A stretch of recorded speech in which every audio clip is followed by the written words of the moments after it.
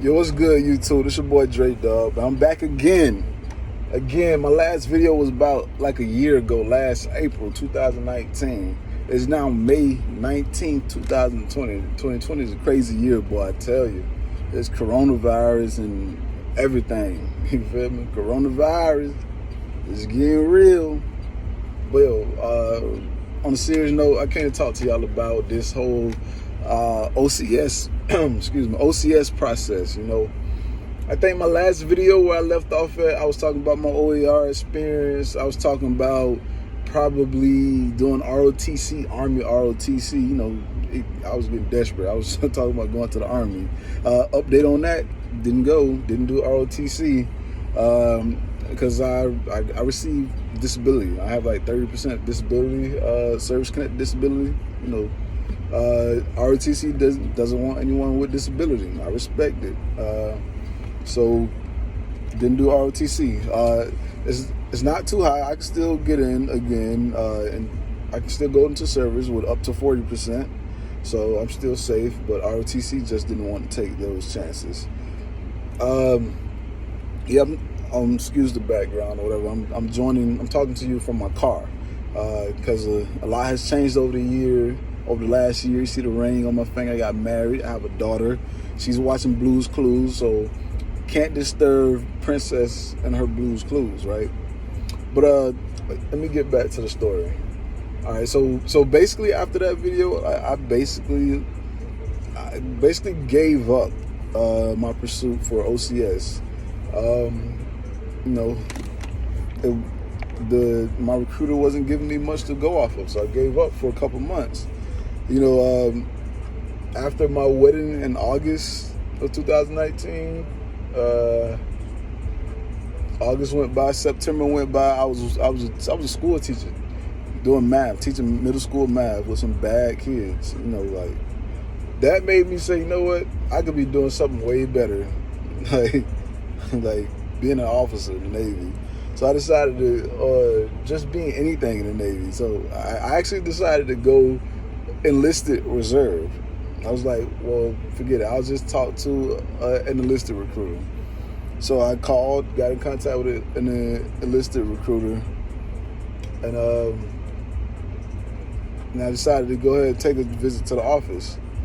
I accidentally went to the wrong office because the officer and enlisted recruiting officers are right next to each other.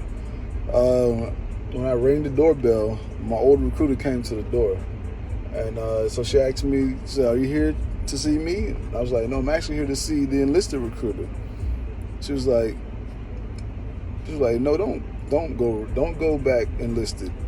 Let's give it another shot. Whatever you score on the ads on the OER, I'll submit you with that." And I said, "No, that sounds good. Let's give it another shot." Then I told my enlisted recruiter that I went to meet, and he was like, "I'm not going to stop you from going to officer. It's going to take a long time if you want to go officer." He said, "Enlisted, I can get you right in." He was like, "How about this? We just shoot for both of them at the same time. We use the same, because you have to go to MEPS because of your ACL reconstruction. So let's just process both at the same time." I said, "Cool." So they started processing. Long story short, I ended up just choosing officer over enlisted because after I took the OER score, the same score, 45 again.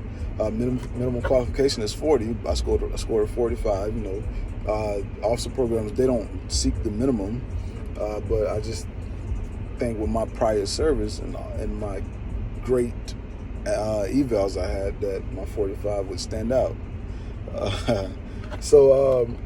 Yeah, took that in October 2019. She said she was going to process the paperwork. I gave her all the paperwork that I gave to the enlisted recruiter. I wish I would have just let him push it forward. She said she was going to send it to MEPS. She didn't. She never sent it.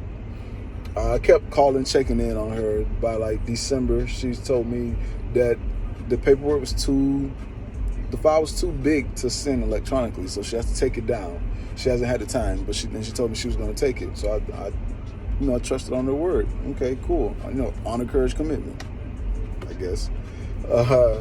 For those of you that's been in the Navy, you know, on the courage commitment. So I trusted that she would take it. She never did. Bottom line, long story short, she never did. By like February, I decided to reach out to a recruiter in Fort Myers. It's like 2 hours south of Tampa. That's where I'm located in Tampa. It was an officer. An officer is an officer recruiter, Lieutenant Wilson. She decided to look my name up in MEPS. She said paperwork was never turned in. So she told me that she would give my recruiter a call to see, you know, what's the delay. So after the Lieutenant Wilson contacted my old recruiter, NC1, she texted me back and said, hey, I talked to your recruiter. She said she's going to get your paperwork turned in. I said, cool, thank you. That was before Corona. Now that we're in Florida, we're fully phase 1 open. The recruiters are open now. I texted my recruiter Friday, and I was like, hey, are you guys opening up soon? Because I want to know the status of my officer packet. So she didn't text back. I knew she wasn't going to text back. I just did it just for courtesy. And then, so I decided to reach out to another recruiter. There's a new recruiter in Tampa, a chief, that's closer to where I live. I reached out to him yesterday. Today's Tuesday. I reached out to him yesterday on Monday, May 18th. The first thing he said was, what do you want to go for? I said, swole. He asked my GPA. I told him I'm about to graduate my master's with a 3.4 GPA. He was like, oh, that's great. We can get you set up for the July board, which is way better news than I heard in the last year and a half, 2 years almost.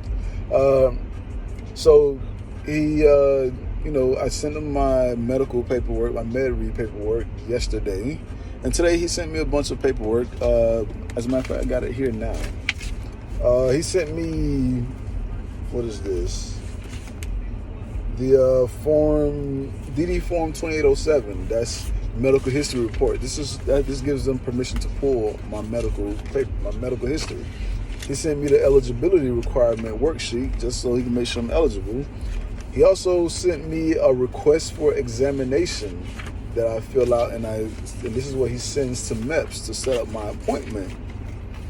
Way more than my last recruiter did. I filled all that out today. Got it to him today. He kept texting me back, hey, you need to sign here, like 3 times where I forgot to sign. And I sent it back quickly. He said, thanks, I got it all. I'm going to send your paperwork to MEPS. Now, I'm taking him on his word because he's shown me that, he's shown me better. I mean, you know, I'm just hoping right now at this point. I'm not desperate because I work at the University of South Florida right now. I have a good job, you know, making pretty good money, state employee. But I want to be an officer in the Navy. So that's what my aspirations are. That's what I'm going to do. Shout out to the bros, you know, you get that. So yeah, I'm pretty much set to go.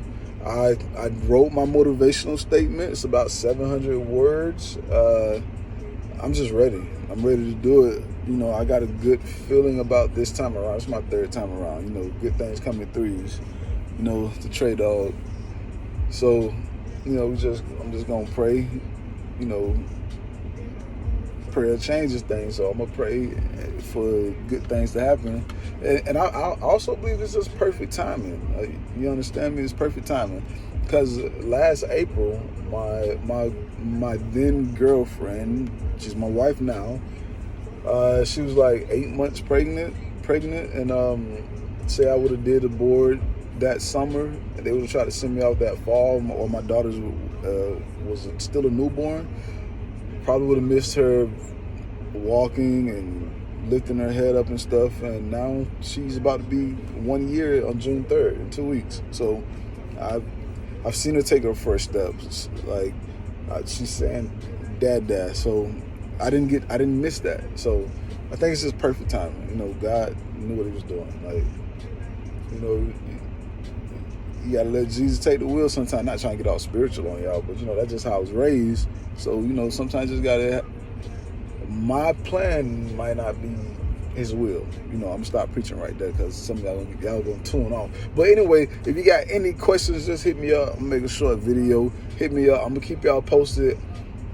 I'm gonna let y'all know in about a month or less, you know, depends on how fast this mail read come back, because I sent like 22 pages, and MEP's saying they take a day per page, 2 days per page or something like that. So I'm gonna let y'all know what they say.